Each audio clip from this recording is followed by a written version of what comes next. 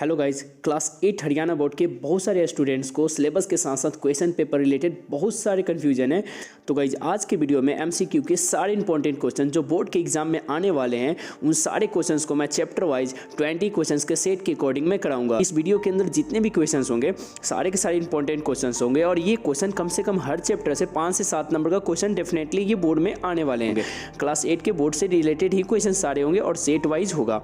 ठीक है, तो आइए हम लोग देखते हैं क्वेश्चन नंबर आज की वीडियो का देखते हैं। क्वेश्चन नंबर फर्स्ट क्या है इसके -4 और 5 के बीच में कितना पूर्णांक है। तो देखिए -4 से पहले कौन कौन से पूर्णांक हो सकते हैं। तो -4 से पहले -3, -2, -1, 0 और 5 तक जाना है। तो 0 से लेकर हम 5 तक, 5 से पहले पूछ रहा है तो 5 से पहले जाएंगे, यानी 5 से पहले कितना संख्या होगा 1 2 3 4। तो ये टोटल कुल कितने संख्या हो जाएगा -3, -2, -1, 0 1 2 3 4। ये कुल मिलाकर 8 है। तो 8 हमारा संख्या हो गया। तो इसमें से हमारा जो राइट आंसर होगा हमारा क्या होगा 8। यस, हमारा राइट आंसर हो गया 8। अब इसी तरह से देखते हैं नेक्स्ट क्वेश्चन नंबर 2। देखिए क्वेश्चन नंबर 2 कह रहा है 7 और 9 के बीच में कितनी प्राकृत संख्या है। तो देखिए सिंपल क्वेश्चन है, बहुत ही आसान क्वेश्चन है। प्राकृत संख्या है, नेचुरल नंबर पूछ रहा है। तो सबसे पहले आपको पता है नेचुरल हमारा होता है 1 2 3 4 5 6 7 8 9 10, ऐसे करके जितनी संख्या होता है ये सारे के सारे नेचुरल नंबर होता है। All counting number are called natural number होते हैं। ठीक है, तो यहाँ पे हमारा बोल रहा है 7 और 9 के बीच में। तो 7 और 9 के बीच में कौन सा संख्या आता है 8 आता है। और 8 हमारा क्या है, एक नेचुरल नंबर है। ठीक है, और इसमें से कितने हो गए, और 7 और 9 के बीच में कुल कितने संख्या होंगे 8, एक ही होगा। तो केवल एक होगा इसमें से राइट आंसर। तो इसका जो बी नंबर ऑप्शन है केवल एक हमारा राइट आंसर है। ओके, इस तरह से देखेंगे। नेक्स्ट क्वेश्चन नंबर 3 बोल रहा है -1 और 1 के बीच में कौन सा पूर्णांक है। तो देखिए -1 और 1 के बीच में, तो -1 से पहले क्या आता है हमारा 0 आता है और उसके बाद क्या आता है फिर 1 आता है। तो इसमें बीच में कौन सा पूर्णांक आ रहा है 0 आ रहा है, यानी 0। तो इस तरह से हमारा राइट आंसर क्या होगा 0 होगा। ओके, तो इसका ऑप्शन हो गया हमारा सी।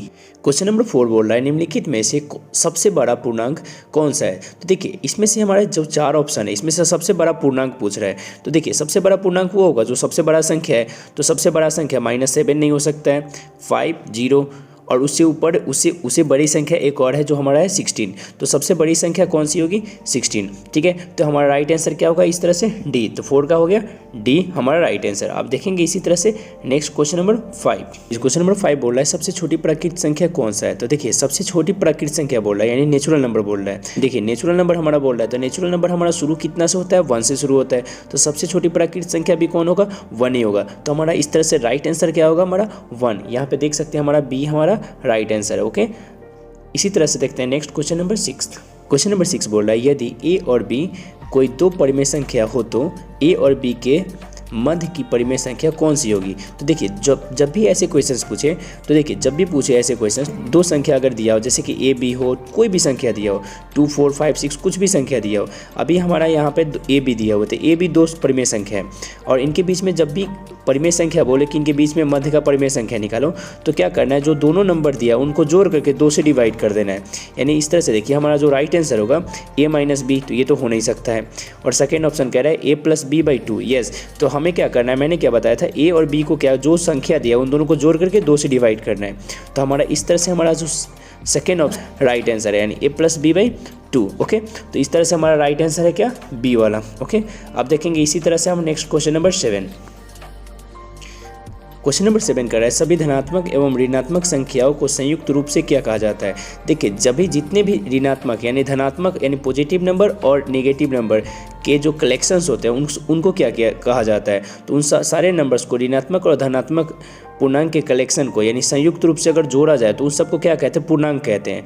ठीक है, यानी इसको हम इंग्लिश में कहते हैं इंटीजर्स। तो हमारा इस तरह से देखिए हमारा जो राइट आंसर है हमारा सी नंबर है पूर्णांक, यानी कि आप यहाँ पे देख सकते हैं पूर्णांक हमारा है राइट आंसर। ओके, इस तरह से देखेंगे next question number 8। Question number 8 कह रहा है क्वेश्चन नंबर 8 है -2 और 3 के बीच में कौन कौन सी पूर्णांक है। तो देखिए यहाँ पे -2 और 3 के बीच में बोल रहा है कौन कौन सा पूर्णांक है। तो देखिए -2 से पहले कौन कौन से संख्या आते हैं, अगर पूर्णांक की बात बोल रहा है तो -2 से पहले कौन सी संख्या आएगा -1 आएगा, फिर -1 के पहले क्या आता है 0, उसके बाद 1 2 थ्री तो आएगा नहीं हमारा, क्योंकि 3 से पहले बोल रहा है। तो यहाँ पर देखिए हमारा ये कौन सा संख्या है, ए ऑप्शन तो हो नहीं सकता है, बी ऑप्शन इसमें सेटिस्फाइड कर रहा है, ठीक है, बी ऑप्शन इसका राइट आंसर है। तो -1 0 1 2 हमारा राइट आंसर होगा, यानी कि -2 और 3 के बीच में हमारा सेकेंड ऑप्शन है जो राइट है, ठीक है। नंबर 9 गाइज, इतने ईजी क्वेश्चन से आप लोग चुटकियों में कर सकते हैं। क्वेश्चन नंबर 9 कह रहा है सबसे छोटी पूर्ण संख्या कौन सी होती है। तो देखिए पूर्ण संख्या बोल रहा है, यानी होल नंबर बोल रहा है।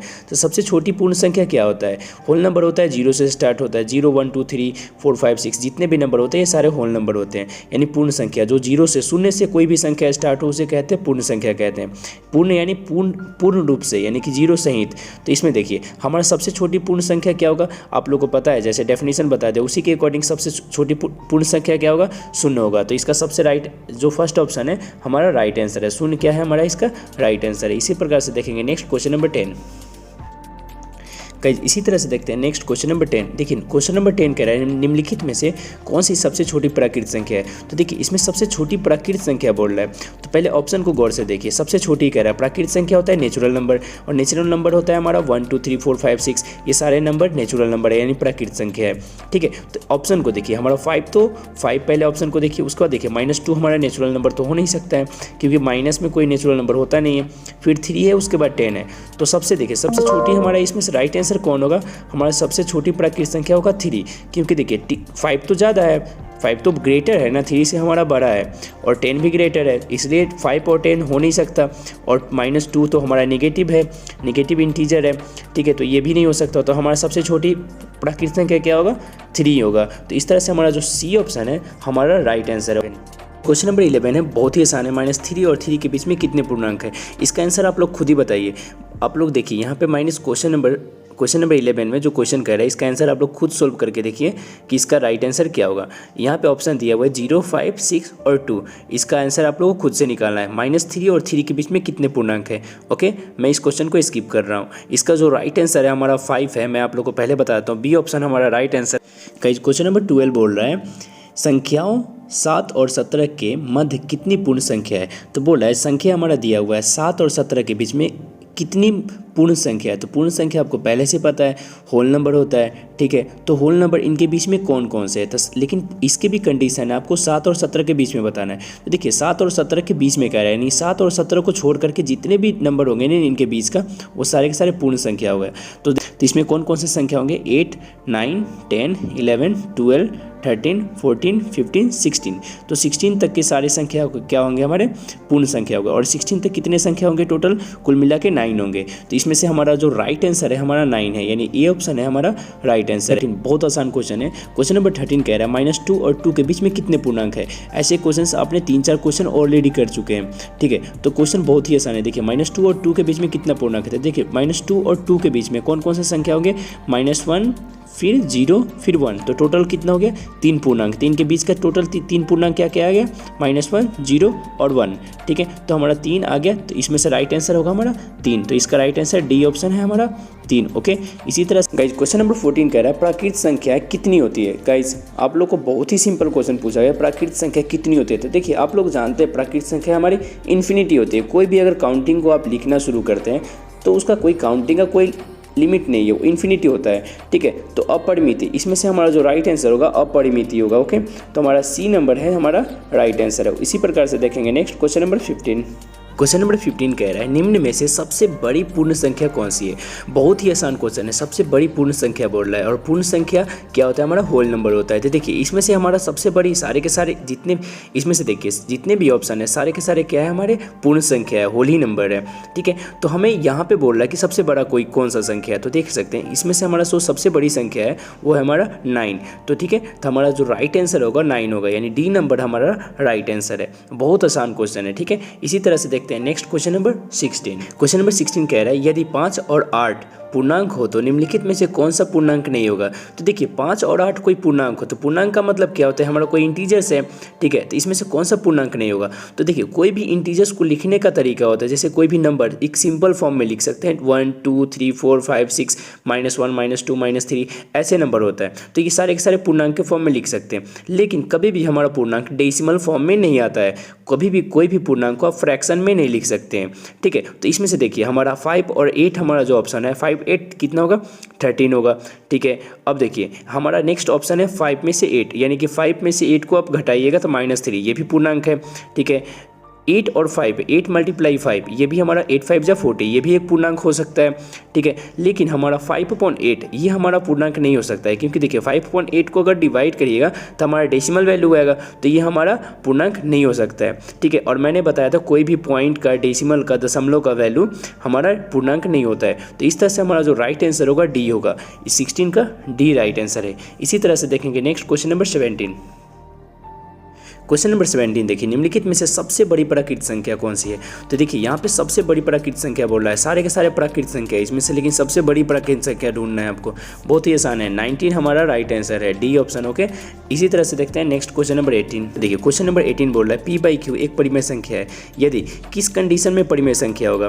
परिमेय संख्या को किस कंडीशन में लिख सकते हैं? तो देखिए ऑप्शन हमारा 4 दिया है, अगर P बराबर 0 और Q बराबर नहीं 0 के इक्वल। ठीक है, P 0 के बराबर होना चाहिए, पर Q है यानी डेनोमीटर 0 के बराबर नहीं होना चाहिए, तो ये स्टेटमेंट हमारा राइट है।